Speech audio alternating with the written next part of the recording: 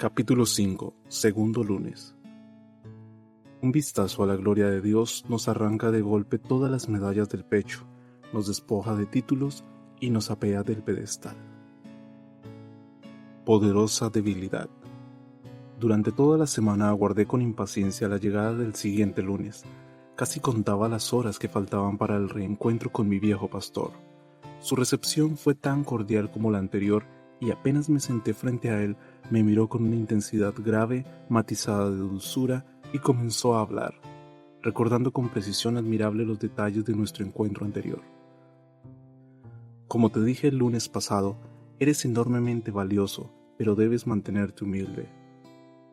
Percibí que su objetivo era poner equilibrio en la disertación. Mientras sirves a Dios gozarás de triunfos.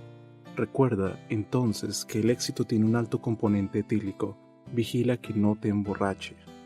Aquella frase quedó impresa en mí como si el mismo cincel de Dios la hubiese grabado. Tuve que reaccionar ágilmente para no quedarme enganchado en ella, pues de la boca de mi viejo pastor seguía fluyendo sabiduría. Hay personas que gastan sus fuerzas en el estúpido empeño de ser conocidos y, de ser posible, reconocidos. ¡Qué insensatez! No había enfado en su voz, lo dijo en tono sereno, pero era llamativa la rotundidad de sus afirmaciones. Jamás he entendido, prosiguió, ese empeño por exhibir habilidades y valores. ¿A quién pretendemos impresionar? ¿Dejaremos a Dios boquiabierto con nuestras capacidades? Cuando Él elige a una persona, ésta no tiene que esforzarse por reivindicar sus talentos, ya se ocupará Dios de ello. La firmeza con la que hablaba resultaba contagiosa y a la vez estimulante.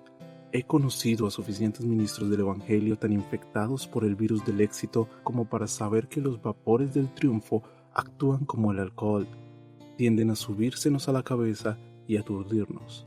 Nublan nuestra visión y nos vuelven torpes. Por eso Dios permite los tropiezos y no evita que cometamos errores, porque la debilidad resultante puede tornarse nuestra verdadera fortaleza. Su mirada desprendía el fulgor de quien está persuadido de la verdad y siente urgencia por compartirla. ¿Hay algo más difícil que sobreponerse a los fracasos? Entorné los ojos en un gesto de sospecha. ¿Más difícil que sobreponerse a un fracaso? Pensé. Para mí errar equivale a sumirse en un pozo de desaliento. Algo más difícil que sobreponerse al fracaso, insistió, es sobreponerse al éxito. Guardó silencio para que pudiera meditar en ello, o tal vez para brindarme la opción de replicar, pero enseguida continuó. El gran enemigo de tus triunfos de mañana son tus triunfos de hoy. Está sobradamente demostrado que por cada 100 personas que soportan la adversidad, solo una tolera la prosperidad. Y no me refiero únicamente a la económica. Las medallas, incluso las obtenidas legítimamente, pueden pesar tanto sobre el pecho que llegan a convertirse en un lastre. Los galardones, incluso los alcanzados en justas conquistas, pueden abatir nuestros hombros clavándonos en el suelo. Volví a enfocarme con fijeza mientras me decía: sobreponte a los fracasos, pero no dejes que los triunfos te venzan. En ocasiones la victoria puede radicar en una huida y el verdadero poder en sentirse débil. ¿Alguna vez se sintió usted débil?, le pregunté. Si tú supieras, se echó a reír. Si hubieses podido verme por dentro, te habrías sorprendido del temor y temblor que en ocasiones me embargaban. Algunos días tenía que repetirme 100 veces las palabras que Dios le dijo al apóstol Pablo: mi poder se perfecciona en la debilidad. Mientras escuchaba aquella confesión, en mi mente se reproducían las múltiples ocasiones en que había visto a ese hombre anunciando con firmeza el mensaje de la cruz. Sus palabras llegaban a nosotros con la seguridad de quien sabe muy bien lo que dice y por qué lo dice. Se incorporó un poco en el sillón, me preguntó si podía contarme algo. Al decirle que estaría encantado de escucharle, comenzó. Se dice que hace mucho tiempo, en un antiguo monasterio regido por una abadesa de gran sabiduría, más de 100 hermanas oraban, trabajaban y servían a Dios llevando una vida austera y silenciosa. Un día les anunciaron que una de ellas sería enviada a su comarca a predicar el Evangelio. Después de larga deliberación y consulta, se decidió preparar para tal misión a la hermana Clara, una joven llena de cualidades. La pusieron a estudiar, por lo que Clara pasó largos años en la biblioteca del monasterio descifrando códigos y adueñándose de su secreta ciencia. Al concluir sus estudios, conocía los clásicos, podía leer la escritura en sus lenguas originales y dominaba la tradición teológica medieval.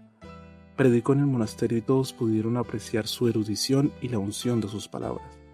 Al finalizar su prédica, Clara se inclinó ante la abadesa y le dijo: ¿Puedo yo ir ya a predicar? La anciana abadesa la miró como si leyera en su interior y apreció que en la mente de Clara se amontonaban miles de respuestas. «Todavía no, hija, todavía no», le contestó.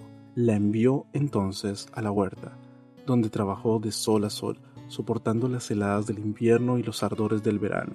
Arrancó piedras y zarzas, cuidó una a una las cepas del viñedo, aprendió a esperar el crecimiento de las semillas y a reconocer, con la subida de la savia, cuando había llegado el momento de podar los castaños. Adquirió otra clase de sabiduría, pero todavía no era suficiente. La madre abadesa la envió luego a conversar con los campesinos. Escuchó el clamor de sus quejas por la dura servidumbre, oyó rumores de revueltas y alentó a los que sufrían con tanta injusticia. La abadesa la llamó, la miró y vio su mente llena de respuestas y los ojos llenos de preguntas. «No es tiempo aún, hija mía, ve a orar». La hermana Clara pasó largo tiempo en una ermita solitaria del monte. Cuando regresó, llevaba el alma transfigurada. «¿Ha llegado ya el momento?», preguntó. No, aún no había llegado. Se había declarado una epidemia en el país y la hermana Clara fue enviada a cuidar a los apestados. Veló noches enteras a los enfermos y lloró amargamente al enterrar a muchos. Cuando terminó la peste, ella misma cayó enferma de agotamiento y tristeza y fue cuidada por una familia de la aldea. Aprendió a ser débil y a sentirse pequeña. Se dejó querer y recobró la paz. Cuando regresó al monasterio, la madre abadesa la miró, leyendo en su alma, y la encontró más humana y vulnerable. Tenía la mirada serena, la mente llena de respuestas, los ojos llenos de preguntas y el corazón lleno de nombres. «Ahora sí, hija mía, ahora sí, ve a predicar el Evangelio», le dijo. La historia me emocionó. Se inclinó hacia mí y recalcó la enseñanza hablando muy lentamente. «Toda la sabiduría y el poder de Dios no habrían servido de mucho si no hubiera decidido hacerse débil y entregar su vida». Henry Miller dijo: «Si Dios no es amor, no vale la pena que exista». Sacudió la mano, prosiguiendo: «La frase tiene lo suyo, pero creo que es acertada». Allí señaló a una de las muchas cruces que decoraban su despacho. «No hay milagros, ni erudición. Solo hay un cuerpo roto del que escurre amor por los cuatro costados». En esa debilidad extrema se fraguó la gran victoria. Es así y no de otra manera. Hijo, si queremos ser efectivos, tendremos que imitarle. Dios no busca estrellas, ni elige a los siervos consultando las guías de notoriedades.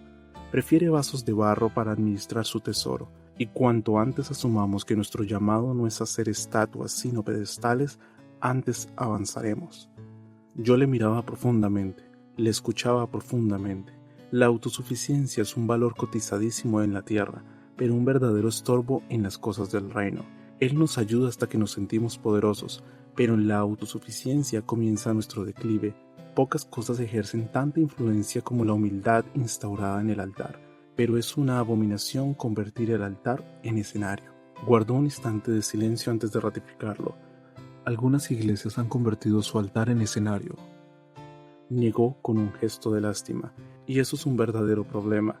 Sobre el escenario se lucen las estrellas, sobre el altar desciende la presencia de Dios. Ambas cosas son incompatibles. Tendremos que elegir, estrellas humanas o impacto divino». Mi viejo pastor movió su cabeza, llevando la barbilla casi de hombro a hombro en una negativa rotunda y una convicción firme.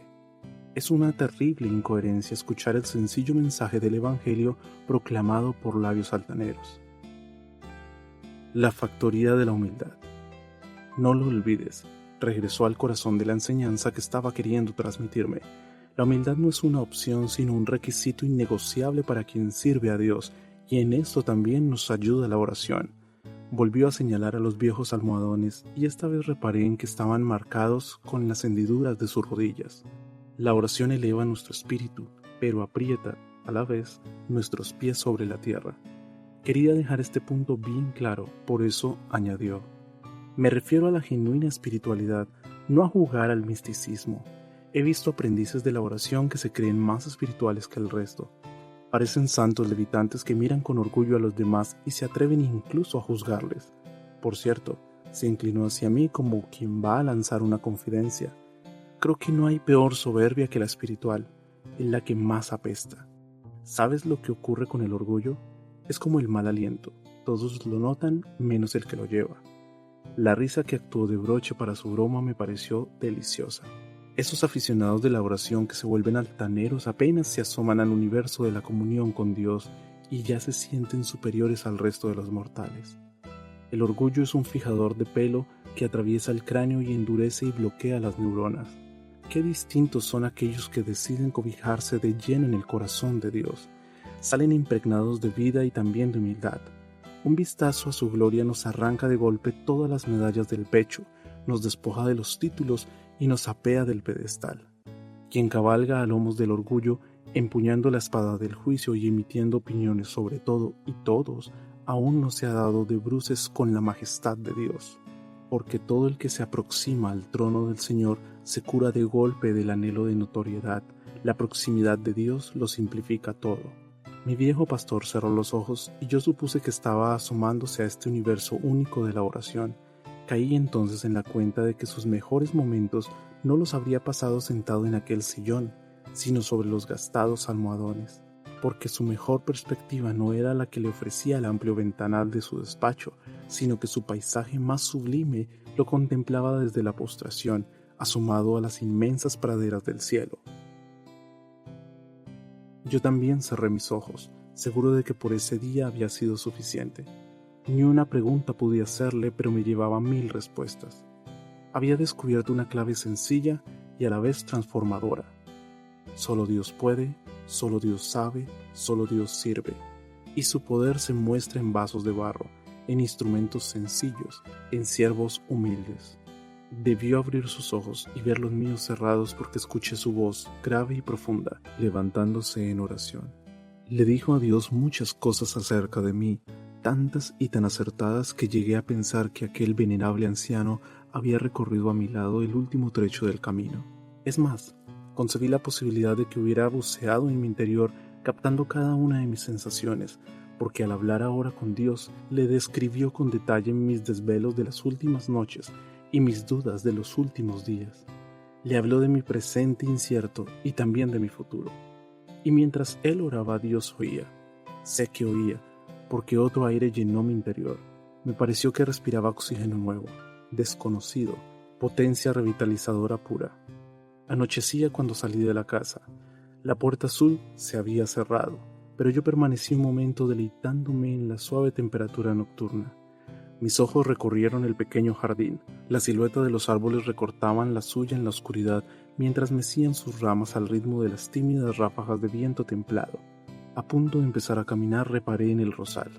La curiosidad me hizo buscar la flor roja del lunes anterior y observé, sorprendido, que junto a ella otra idéntica comenzaba a abrirse, una segunda rosa roja en aquel rosal blanco. Cuando llegué a casa acudí a mi despacho y rebusqué en el armario hasta dar con algo que hacía semanas tenía arrinconado, el gastado almohadón que tiempo atrás usaba a diario para arrodillarme. Lo deposité en el suelo y sobre la olvidada almohada hundí mis rodillas, cerré mis ojos y sentí el cielo abierto. Él estaba ahí, no había duda, y me sonreía. Apoyando mi cabeza en su seno, sentí que una paz evidente, casi tangible, se escurría por mis sentidos hasta asentarse en mi alma.